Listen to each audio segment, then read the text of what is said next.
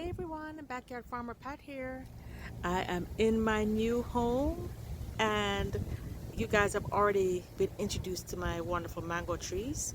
But today I'm gonna walk you through and show you my new garden where we'll be for the next several months to maybe up to a year while we look for our forever own home or acreage. You guys know I wanna have my acreage to plant up the place. But then as I go through the garden, I'm also going to give you some really good tips on how to transfer the plants over safely. If you have to move from one location to the next, then you know you don't want to have your babies get hurt, and also how to put them in the right location and right position as you get to the garden. So the first thing I'm going to show you here, first of all, my mother-in-law, she was an avid gardener. She absolutely loved gardening. Unfortunately, she passed away last year. But as I walk through the garden, I have her in my thoughts. She was a wonderful mother-in-law. So as I said, she was an avid gardener. Not only did she love flowering plants, as you can see here, she also loved fruit trees. This garden is significantly smaller than mine, but the wonderful thing about not living in an HOA is that you can plant trees in the front. And as you can see, we have two beautiful mango trees in this front garden that I've been enjoying mangoes from literally every single day. So I'm gonna go through and show you what she had versus what I've added to the garden. What I'm trying to do is combine her beautiful plants along with mine to create an even more lush environment. Unfortunately, because she passed away last year, the garden hadn't been watered very much, and it had been quite overgrown. So over here in this bed, we've already weeded up there were tons of overgrown ferns and weeds. We weeded this up and we've added several bromeliads from my other garden. And I've kept her bromeliads. That's one bromeliad she had there. And another, I believe this is a cane in the cane family, but it's not edible cane, it's just in the cane family. So I've kind of incorporated it. She also had some flowering plants separating her garden from the neighbor over there. The wonderful thing about her garden is that even though no one is here watering it or anything, it really just took a mind out of its own and it continued growing. So one of the key things when you're transplanting your plants, definitely transplant them in a vehicle that's big enough or tall enough so you don't have to bend and break the plants. So we had a small U-Haul truck. So as you can see, we brought our passion fruit vine over, and the passion fruit still look very healthy. They still look very good. You can see they're very big. They're still very good. They're growing. We lost a few of them, and there were a few young plants as we were transplanting them. Those fell off, but it's fine. The vine is very, very healthy. So the number one thing is get a big enough vehicle to safely transplant your plants. I think the movers were a little bit rough.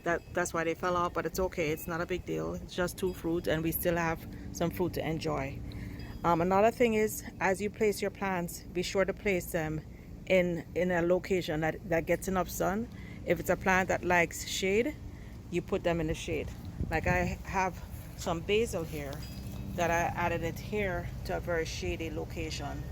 A couple of they actually broke my Mandevilla plant that was also on the same arch as the passion fruit, but this can be grown from cuttings. So you can see the buds here. I just tuck a couple pieces of the Mandevilla vine in there.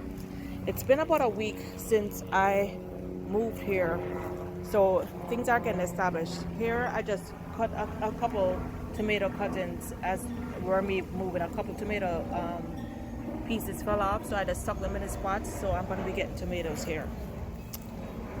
So number one, have a big enough vehicle. Number two, place your plants in their new home in locations that match whatever their sun requirement is. So you can see this is my soursop tree, my cassava, and then these large palm trees that are in pots. We actually gifted them to them like 15 years ago. They were our pots when we were first moved to Georgia, and they're still healthy. So here you can see some more of my bromeliads, my mango tree, my Indian kale, my gardenia cotton. It's beautiful, it's blooming again, and I've mixed in my plants with some of her plants. This desert rose is a plant that she had in a large pot, and it's still there. So all of this area was cleaned up. We tended the house, so there were other plants there that completely died out, but we incorporated her potted plants along with ours. So on this side, you can see this is my ginger. You guys remember the cuttings I did from my angel trumpet and my not ginger, my mint. I'm sorry, my mint, my mojito mint. This normally likes shade, but I realized for some reason, even though this area gets a lot of sun, it is doing really well. The angel trumpet, not so good, but I know the angel trumpet, it will come back. I'm gonna probably give it a little fertilizer. So tip number 3, so as I go along, as I said, I'm gonna give you tips. So tip number 3, after you've transplanted or transferred them to the new home, plants can be can kind of go into shock. You may see them losing leaves or looking droopy. So for the first several days after you moved, be sure that you water the plants heavily and to make sure that they come back up. So you can see my papaya, it already has sprouted some new leaves. My avocados are big and beautiful. My little naseberry, it's in the full sun, it likes full sun. Another avocado, my large naseberry. So I put all these in a location where they can get very full sun. I also dug up some of my ground orchids and transplanted them into this bed that gets full sun. These ground orchids can handle full sun. However, this is another flowering plant I had from my previous bed. It looks a bit sunburnt right now, but I'm gonna leave it there. What will happen, it will die back. Next year it will come back, or next season it will come back even more sturdy, so I'm okay with that. Some more of my orchids. Here are my cuttings that I did right before I left. You can see my croton is doing extremely well. Here's another croton that is already sprouting new leaves. My cherries are sprouting new leaves. If you guys missed that video, be sure to go back and see how you can get tons of cuttings free, hundreds of dollars worth of trees free. Here is a red coplum cutting. I've done a small one on that video. Let me show you. This is the small one I did on the video. You can see it has the leaves coming out, and when I saw how well it did, I decided to break a large branch. So this branch is huge, it's already a tree. I broke this large branch, stuck it in the pot right beside my yellow coplum, and lo and behold, it already has leaves. You see, guys can see the leaves right here, and look here, guys. Look at this. It already has, wait, hold on. There you go. It already has a ton of leaves coming out. So I'm gonna literally have a fully grown red coplum tree as well as a small cutting. So I have my cassava. I have some other plants that she had around, some other bromeliads. This one is a bougainvillea that it had looked really, really bad, but I trimmed it up significantly, and you can already see tons of little leaves coming out. I normally don't like things with this many thorns, but I want to honor my mother-in-law by keeping her beautiful plants in the garden.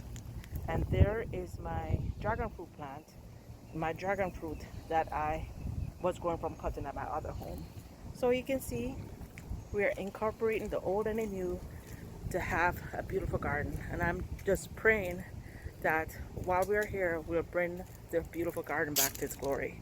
So let's go around the back now and see what else we have. All right, let's see what we have on the side. So you can see it's a very narrow side backyard, very, very narrow, but you know, the space is utilized well with plants, ornamentals, and what I did was I just stuck my plants along the back. So the same exact stand I had at my previous home, I have here. And I'm just gonna do a little harvesting while I'm back here. I saw a lot of red sticking out. So I have some tomatoes. Let's see, so you see all my plants right here. This is my cachucha pepper that you can see has gotten quite big. My herbs, They had kind of dried out a little bit, but I've been watering them over the past few days, so you can see they're beautiful. My turmeric looks like it's getting ready, starting to dry out, and it's been in for quite a while. And my herbs, my sage, everything, and my cachucha pepper. It is quite abundant right now. I'm gonna do some harvesting. I'm probably gonna leave some on, get some of them off, and leave a few on for another time. I'll be doing some sharing. You guys know I like to share, so it is definitely time to do some sharing.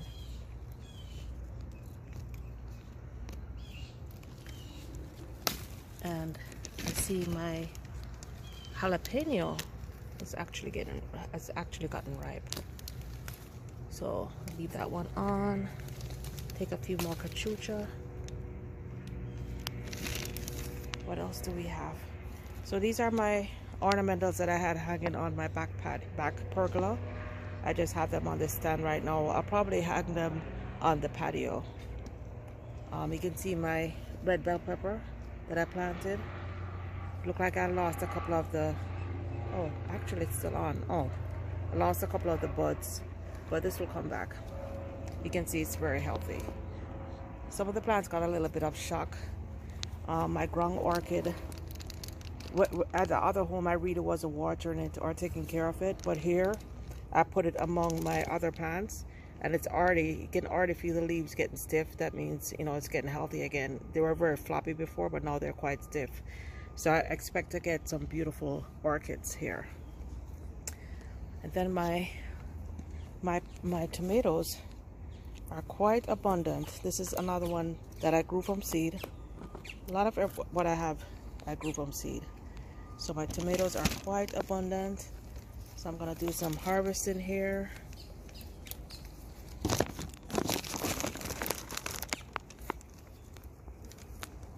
Nothing sweeter, nothing more delicious than picking tomatoes straight from the garden. This one just began to split. I'll use that today.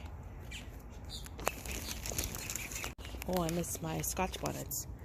So here are a few Scotch bonnets. They're very small now. This tree is many years old, and I notice as time goes on, the Scotch bonnets get smaller. What I did last year when this was happening is I cut it back significantly, and it sprung back and gave me big peppers, but it looks healthy. I just need to just trim it up a little bit, and now that I picked these Scotch bonnets, I'm sure that I'll get some more buds. There's a lot of ornamentals in the backyard. It's very narrow. Still have some cleaning up to do, but she has some beautiful hibiscus that we'll keep in the garden. It's absolutely beautiful, huge and beautiful. She had a lot of banana trees that were basically tending themselves. You can see they have bananas on here, and you guys got introduced to my beautiful blackie mango tree that it's been here for many years, and I believe this is the first year it actually bore, and it's absolutely laden. Back here you can see there are more banana trees.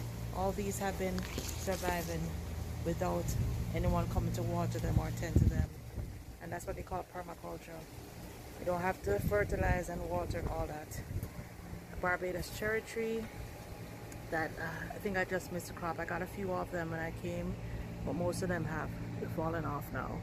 And this is where the garden ends. So guys, thank you so much for watching this and continuing to follow me on my journey. I have several of you subscribers lined up to visit your backyards. We're gonna continue our backyard farming, continue growing our own healthy organic food, continue fighting food insecurity. We're gonna continue doing this together, guys. Till next time, let's plant, grow, and eat together. Stay tuned for many more backyard adventures.